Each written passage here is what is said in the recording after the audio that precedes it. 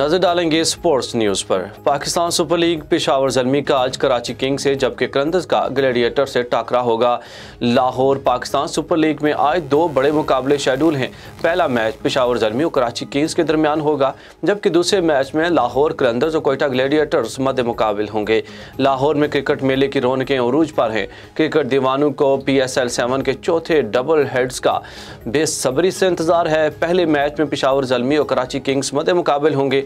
मुसलसल 5 मैचों में शिकस्त से 2-4 होने वाली कराची किंग टीम पहली जीत की मुंतजिर है, जबकि 5वें नंबर पर विराजमान टीम पेशावर ज़ल्मी ने भी जीत के लिए कमर कस ली है। शादाब खान पाकिस्तान सुपर लीग में सबसे ज्यादा विकेट्स लेने वाले स्पिनर बन गए हैं। कोयटा के खिलाफ मैच में 3 विकेटें हासिल करने के बाद इस्लामाबाद यूनाइटेड के कप्तान की PSL में विकेटों की तादाद 63 हो गई। उन्होंने 58 मैचेस में ये एजाज अपने नाम किया है।